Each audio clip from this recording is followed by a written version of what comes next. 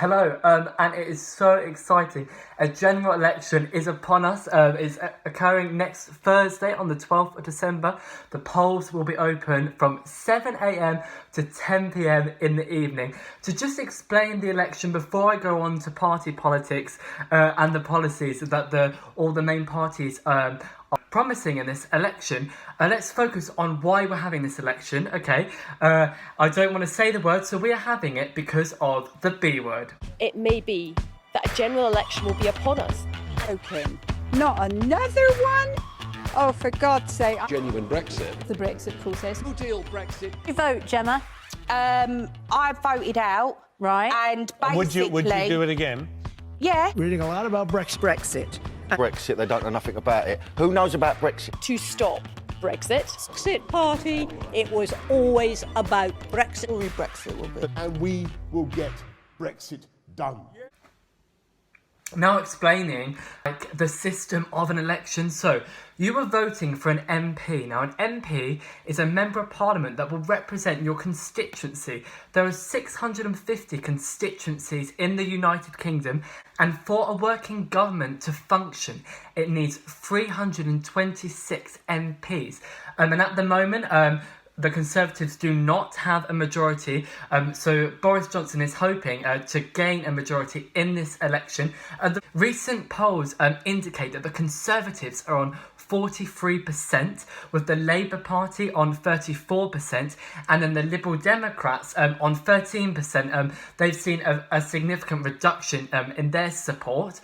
Now explaining the electoral voting system, okay, we have a system called first past the post, and this means that it is the winner in that constituency that then becomes your MP. There are a lot of marginal seats. So in the 2017 election, 97 constituencies were won by less than 5,000 votes.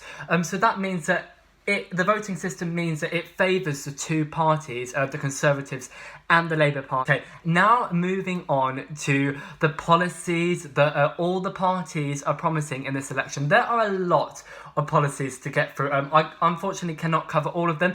Please read the manifestos to make sure that you make an informed decision on your choice on who you vote for. Don't just vote because you voted for the same party your whole life. This election is really changing party lines, and a lot of people will be voting for parties that they had never even considered in a previous political climate. Okay, so let's start with the Conservative Party, and their main policy is that they have an oven-ready Brexit deal, a Brexit deal that is ready to go. Having this election because MPs couldn't find a consensus on Brexit, and therefore the Conservatives want a majority so that they can pass their Brexit deal that they negotiated with the European Union through Parliament. And they say that if they get a majority, they can get this done by the 31st of January 2020. Also, the Conservative Party are pledging on having 20,000 more police and increasing sentences for crime, an Australian points-based immigration system, 50,000 more nurses, bringing back the bursary to encourage more nurses because obviously we have a shortage of nurses in the NHS. Also, the Conservatives, which is a really important policy, I think we need to establish this one, is no rise in income tax, VAT or national insurance. And obviously that contrasts significantly with the Labour Party, which we will be moving on to Labour. Okay, they have a completely different Brexit policy to the Conservatives. They want to give the power back to the people in a second referendum, and on this second referendum, Remain will be on the ballot, and also Jeremy Corbyn's renegotiated exit deal will be on the ballot as well. The Labour Party is saying that they can get this renegotiated Brexit deal and the Brexit referendum done within 6 months in government. That is a pledge that they are committing to. They're also saying that they're going to increase public spending by £83 billion. And there's questions of how this money is going to be raised. It's likely that it'll be raised through an increase in tax, through income tax. They're saying that they're going to increase the threshold, so 45% income tax on people earning over £80,000, Also, they're going to increase corporation tax, which is for businesses. It's currently at 19%. They've argued that this is way too low, and they're going to increase it to 26%. Also, they're going to increase the minimum wage to £10, scrap tuition fees, free bus passes for 16 to 25-year-olds, implement a 4-day working week, abolish private schools' charitable status, and nationalise key industries such as BT and Royal Mail. And let's just talk about immigration as well. Under Labour, they want to grant EU nationals the right to remain in the United Kingdom. So as you can see, it's a completely different set of policies to the Conservative Party. So it's basically just down to your personal preference on who you think is best fit to run the country, the economy, on national security as well, which is really important. Okay, so there's criticisms where the funding of this is going to come.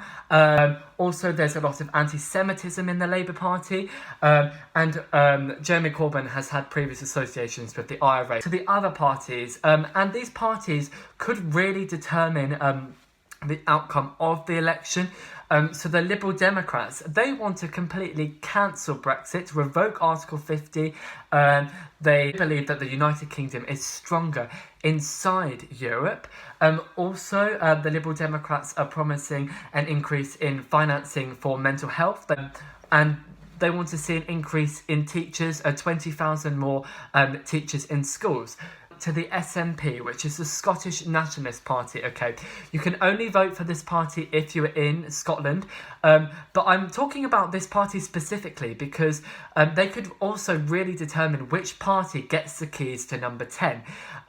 If Labour increase their MPs and so do SNP, then possible coalition between the two parties hasn't been ruled out. SNP, their main policy is another referendum on the independence of Scotland, and they also believe that Scotland will be stronger inside the European Union. So that is their main two policies. That was a lot of information. Please read over their manifestos and make an informed decision before you vote. That the polls are open from 7 a.m. to 10 p.m. and it'll be really interesting to see the outcome of this election. And yeah, thank you so much for watching, and I hope you learned something on the policies and the way the election actually works. So thank you so much for watching.